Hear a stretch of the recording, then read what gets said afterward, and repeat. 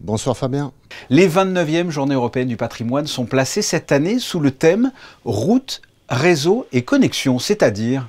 Le thème qui a été proposé par le Conseil de l'Europe, en fait, invite à réfléchir sur la circulation des idées, des connaissances scientifiques, des styles artistiques, et de faire un pont entre le passé, le présent et le futur. Donc la principauté a toujours été un carrefour, tout au long de son histoire, un carrefour culturel. Donc nous pourrons découvrir à travers son patrimoine les traces de ce passé. Justement, qu'est-ce que l'on va pouvoir présenter et découvrir à Monaco sur cette thématique, sur les routes, les réseaux et les connexions? Alors pour la première fois, la gare SNCF Monaco-Monte-Carlo participe à cet événement. Ils accueillent un autorail historique et exposent des photographies sur les anciennes gares et qui, en fin de compte, sont un traitement du thème proposé cette année par le Conseil de l'Europe.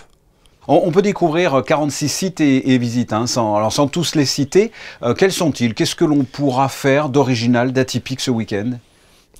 Oui, c'est difficile de choisir parmi tous les sites participants. Nous pouvons mettre l'accent sur un chemin des agrumes proposé par la direction de l'aménagement urbain qui propose un parcours à travers la Condamine ouvert aux enfants. Le théâtre Princesse Grace a invité cette année de façon exceptionnelle Luciano Chessa pour une présentation d'instruments de musique tout à fait dans le thème. Le public pourra découvrir l'Académie Princesse Grace avec une présentation de cours de danse. Le public est très désireux de découvrir les coulisses.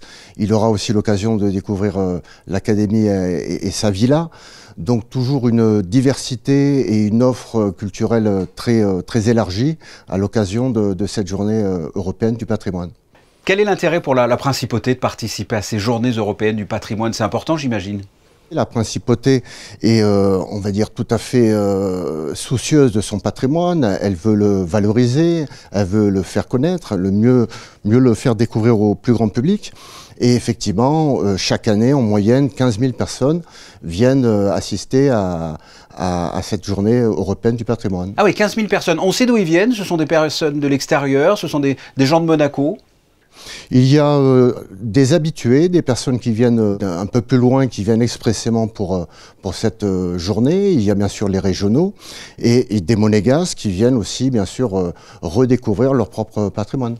Alors je veux visiter plusieurs sites ce week-end, je veux savoir ce qui se passe à Monaco pour ces journées européennes du patrimoine. Comment je peux faire? Il y a un site, il y a quelque chose à nous donner? La programmation est consultable sur le site de l'Institut du patrimoine, journée européenne monaco.com et chacun pourra s'organiser avec une carte plan aussi disponible sur les sites et d'organiser sa navigation. Voilà ce que l'on pouvait dire donc de ces 29e Journées européennes du patrimoine, ce samedi et dimanche, un peu partout à Monaco, avec pour thématique, comme on l'a dit, route, réseau et connexion. Dominique Bon, merci. Merci, bonsoir.